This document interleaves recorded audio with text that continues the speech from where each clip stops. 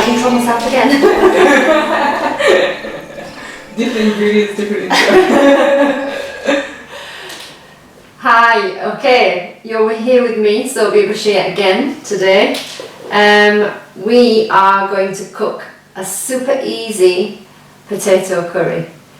Now, if there's one go-to for me when I'm really in a hurry, it's this one. You know, those unexpected guests that turn up and you've not got enough food. This is my go-to curry for that. It is super easy to make. So, I'm going to talk you through what I've got ingredients wise. Butter, use as much or as little as you want. Now I've got quite a few potatoes here, so this is about the amount that I want to use today. I'm going to let that just melt slowly in the pan. And I'll tell you what else we have. So, you'll notice there's no onions. That's because you don't need them in this one. You can have them, and in the book I've given you, in my book, Salan Roti, which you might be able to see over there in the background somewhere. You can either cook potato curry with onions or without. I'm doing them without today just to show you how easy it is. So we've got green chilies, optional. I like heat, so I always have green chilies. Yogurt, lots of it. There's about a cup of yogurt there. Tin tomatoes, again, you usually tend to use tin tomatoes. I will use fresh sometimes, but tin just give a nicer flavour and a nicer colour. Ginger and garlic. In equal measures actually, so make it into a paste myself with a little bit of oil. It's in equal measures, so 1 cup of ginger, 1 cup of garlic, blend it together, stick it in a jar, put it in the fridge, it'll last you for ages, depending on how many curries you cook. Right, spices, we've got mustard seeds, about a teaspoonful. I'm going to throw those into that butter and let them crackle away for a bit. Then we've got ground coriander, we've got ground cumin, there's about 1/4 teaspoon of ground cumin and a good 2 heaped teaspoons of coriander. 1 heaped teaspoon of garam masala, that's my own red chilli mix, about 1/4 teaspoon of that, and about 1/3 teaspoon of turmeric, which is actually also in there, but I just need a little bit extra today. And salt to taste, again entirely up to you how much you want to put in. We've also got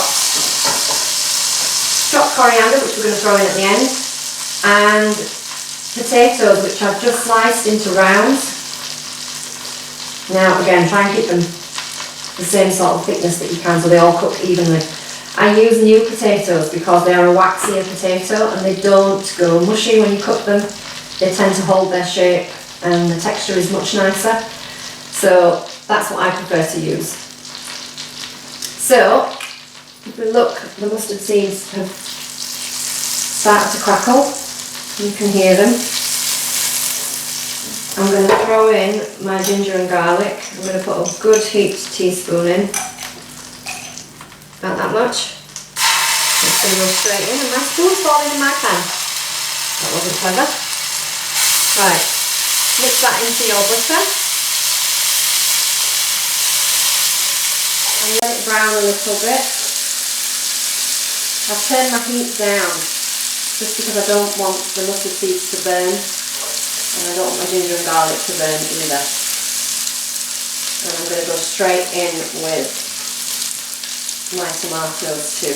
Now that that ginger and garlic is nicely cooked through. That's my tomatoes. I'm just going to leave that for a second while I show you what I'm going to do next. I'm going to throw in all of my spices into this yogurt. So the salt goes in, the turmeric, my red chilli mix, the garam masala, cumin, and the coriander. Oh, it's overflowing. Just going to give that a little mix in there, very badly.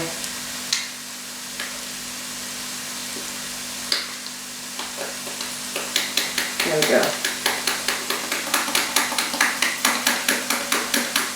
done. Because there's no onions in the pan, if I put the spices and stuff and they catch the bottom of the pan, they will burn and go bitter. So I like to mix it into the yoghurt just for this particular curry. I don't normally do this, but for my potato curry I do. I'm a creature of habit. So that goes straight into the pan. I'm going to give that a good mix. I'm going to turn the heat up. And once that's combined a little bit, I'm going to throw in the potatoes.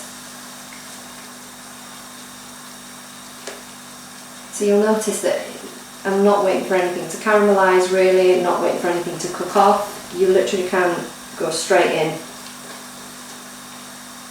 with all your ingredients, which is why this particular salad is brilliant.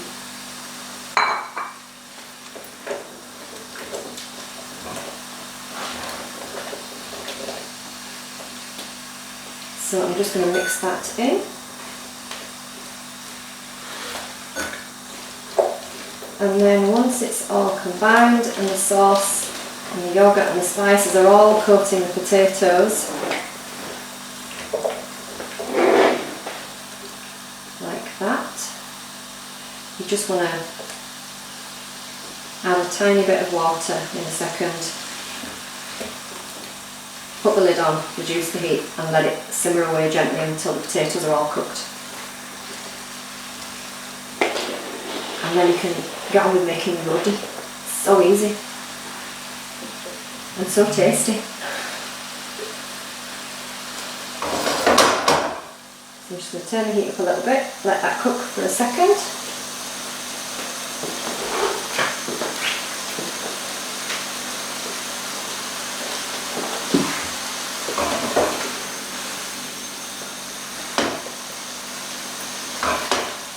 I always tend to use a non-stick pan when I'm making potato curry. I don't know if you've ever made potato curry before, but if you make it in any other kind of pan, the potatoes always stick to the bottom and it just looks a hot mess. So I'm using my little green pan.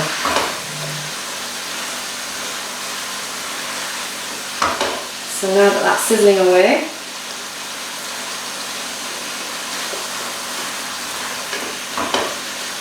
and the potatoes are all coated, I'm just going to add a tiny bit of water just so that it will create a little bit more steam in there and help the potatoes to cook. Just a little bit, maybe about half a cup.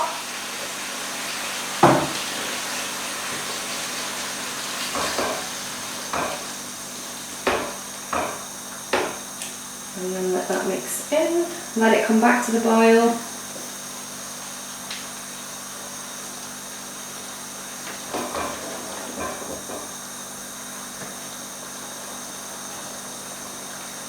And then we're just going to reduce the heat, cover it,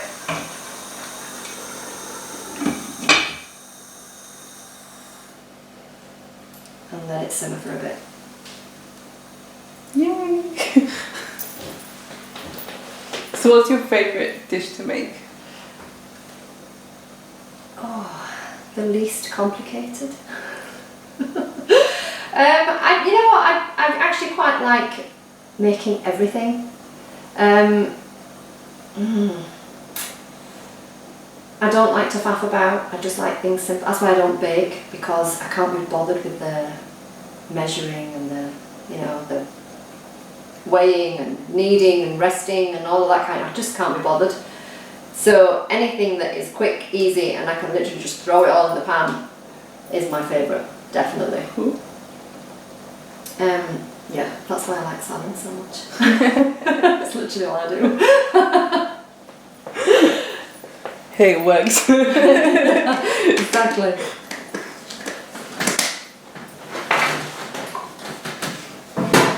So people always complain that whenever you make salan or kebabs or anything, or whenever you're frying stuff, it gets in your clothes. Have you found a hack so that doesn't happen? No. Oh, okay. No, it does. Occupational hazard. Everybody can always smell it on me. So if I've been cooking Usually when I'm doing the school run, they'll know. So as soon as I'm standing in the playground, I'll have, one of my friends will turn up and she'll stand next to me and sort of say, "Have you been cooking? What's for dinner tonight?" But yeah, you can't help it. It's just one of those things. It's, cook, you'll stink, change your clothes. Anyway. I thought there was some like cooking hack. You can wear a hazmat suit, I suppose, if you wanted to. I'm really not that bothered.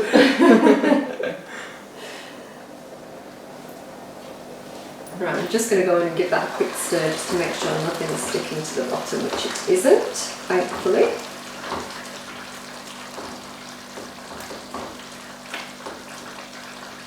I do love potato curry. It's so basic, but so tasty. It's just the nicest thing. So what would you normally match this with? Usually gosht. If I've made grai gosht or something like that, I will probably put hoki mamatar, usually. I will make the aloo salan, and it will go with. Though my daughter would just polish off the whole pan. She loves potatoes. She could anything: chips, fries, roast potatoes, mashed potatoes, potatoes, in any way, shape or form, and that's it. You're onto a winner. But yeah, they're really easy. And really cheap, so if you're on a budget too, it's super easy to make, super cheap. So how much would this dish cost? I used one small bag of new potatoes, and that cost me £1.20. Half a bunch of coriander, which is probably about 25-50p maybe. You're probably looking at about £2.50, an absolute push, £2 maybe. So that includes all the spices and everything? Yeah, for the amount that you're using, yeah. And if you're buying spices, you'll generally have, a jar in your cupboard, so you'll just buy them once. And a small bag of spices will cost anything from about £1 to £1.50, and they will last you for curry after curry after curry.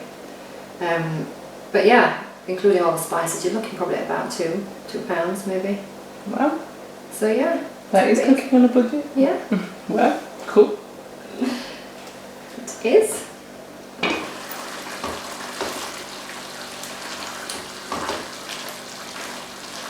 And I think the trick to remember is that, it doesn't matter what you're cooking.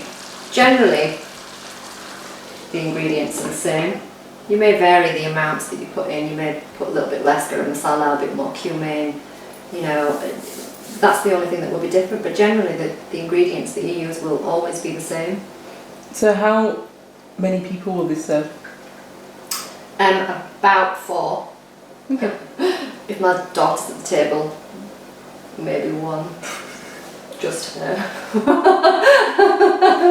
Yeah, so about 4 people, easily.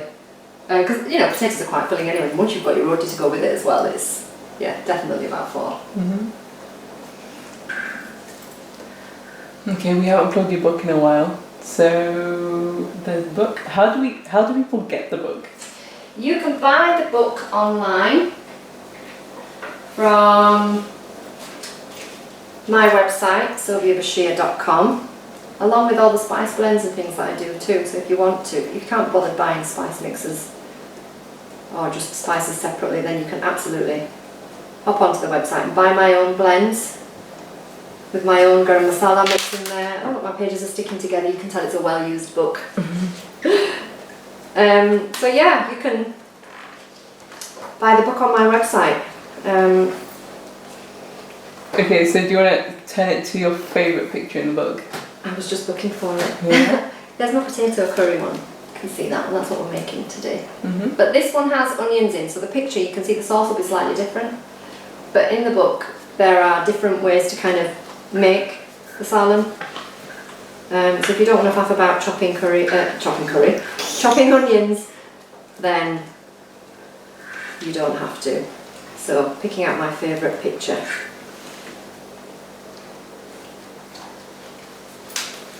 Is my chicken tikka masala picture. Love that. Totally eat that right now. Yes. And again, that's not something that we cook at home. I only did that because when everybody goes to a restaurant, all they want to eat is chicken tikka masala, isn't it? So it had to be done. But this is my version, which is way better than anybody else's. And there's no food colouring inside.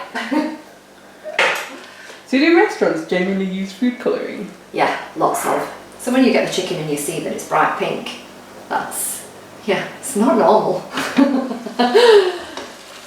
That's food colouring, yeah. And sugar. I don't put sugar in any of my salad, but you'll find that restaurants and takeaways will add sugar into their curries. I can't stand it. It's nice to get that sweetness naturally from the onions and things, so you don't need any extra from added sugar. Yeah, just keep it simple. It is, it's super simple. You can see. All fresh ingredients, completely, healthy. It hasn't come out of a packet, apart from the spices obviously. But you know exactly what you're putting in, you know how much you're putting in, and you're taking care of yourself, and I think that's the most important thing. Would you ever consider growing your own spices? Gosh, if I had the climate, I'd give it a go, definitely. When I was a kid, my dad grew junny. Oh, seriously? Yeah, he had an allotment. I'm not kidding, they were the best junny in the entire universe. I have never tasted, there was about 5 of them, but they were the best 5 junny ever. They were so good. I'm kidding, there were more than 5 obviously. But yeah, I would love to do stuff like that. I'm not very green fingered, I'm pretty rubbish. Yeah, I could kill an orchid, but I would try.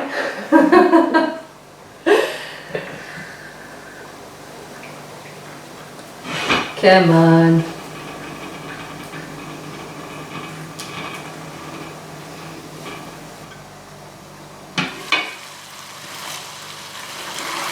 So when you're mixing, what are you looking for the most? I'm just trying to feel the texture of the potatoes, just to see whereabouts we are. And I'm looking at how much liquid is left in the pan, because I don't want it to stick to the bottom, and I want to make sure there's enough liquid in there to cook the potatoes. And I feel like I might need a little bit more. Yeah, I'm going to add a tiny bit more water into that. So they're going to get dry.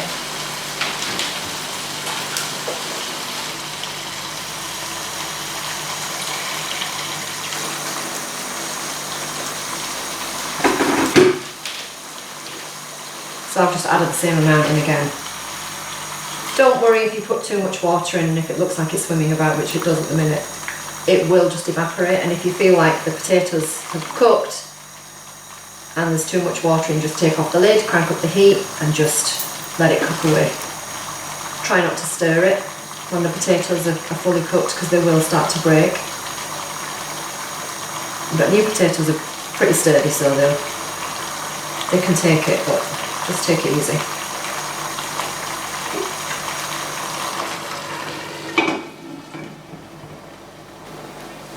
Right, I'm going to leave that to cook for a minute. Try to think of questions. Yeah, it's not easy, is it? Doing one after the other. I think the thing is, when you're not cooking all of the time and you're not familiar with stuff, you've got questions all of the time, don't you? But if you're familiar with it, kind of already know the answers. Yeah, I think my concern's always been, I think because with cooking it's been made such a big deal about in the culture.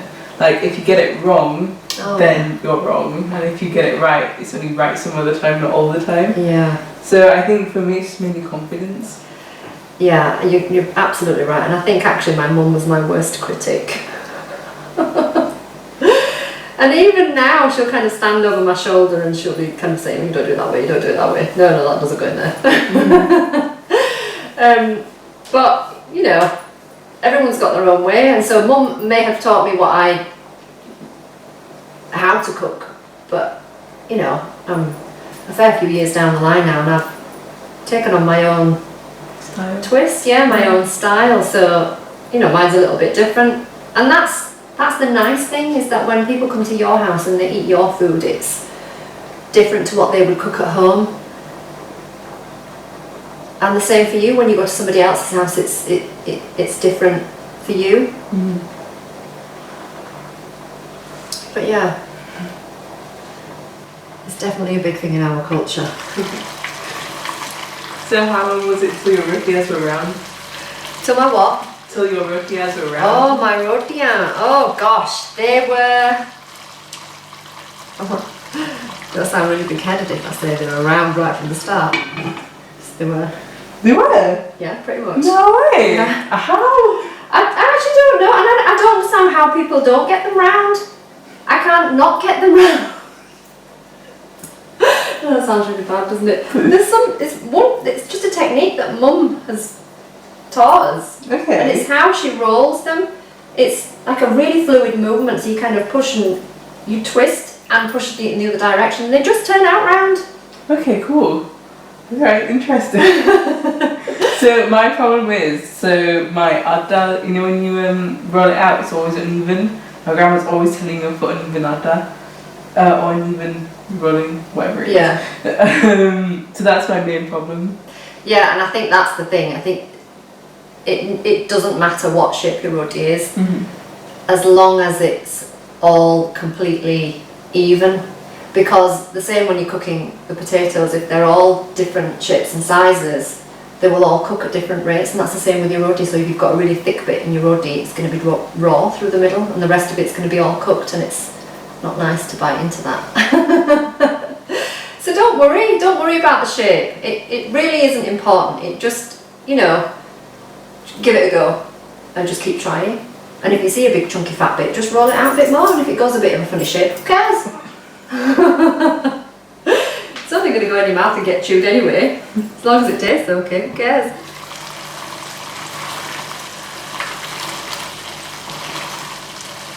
Right, they're starting to look a little bit better now. Have a quick look see.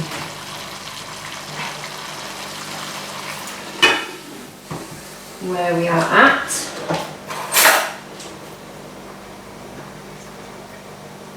Yeah, so maybe another minute or two. I have to have that.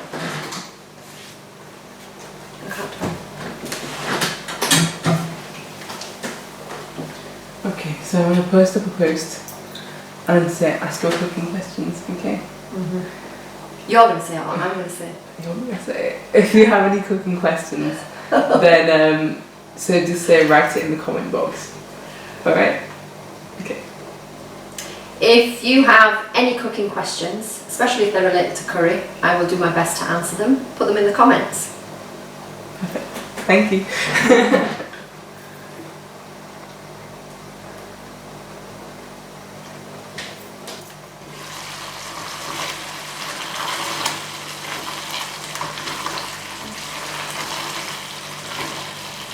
Right, now those potatoes are pretty much cooked now. They just need another minute or two, but at this point, while you've still got a little bit of water at the bottom, we're going to throw in our green chillies if you're using them. If you don't want to use them, totally fine. But if you are, now's the time you want to throw them in. I like to put them in at the end, really, when I'm making potato curry, because I like the crunch and that little bit of extra heat that comes through just lifts the potato salmon a bit more.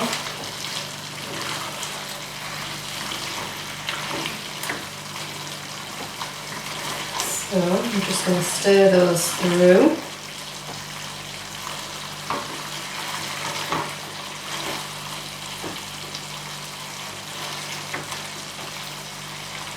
And I'm going to crank up the heat just to let that extra liquid dry off. And just keep stirring gently so that they don't stick.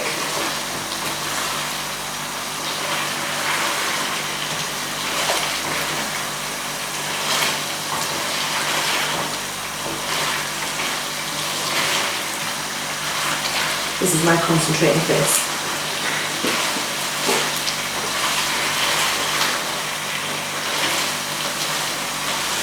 Right, so I'm going to leave a little bit of sauce at the bottom just because it's nice. So, I'm going to leave it at that. And sprinkle in our coriander.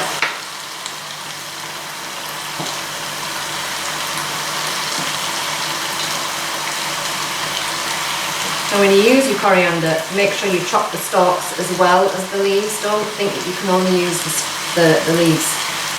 Most of the flavour is in the stalk. So chuck it all in.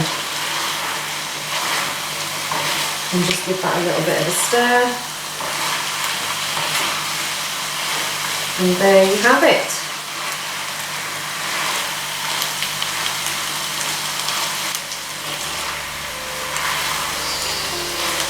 Done.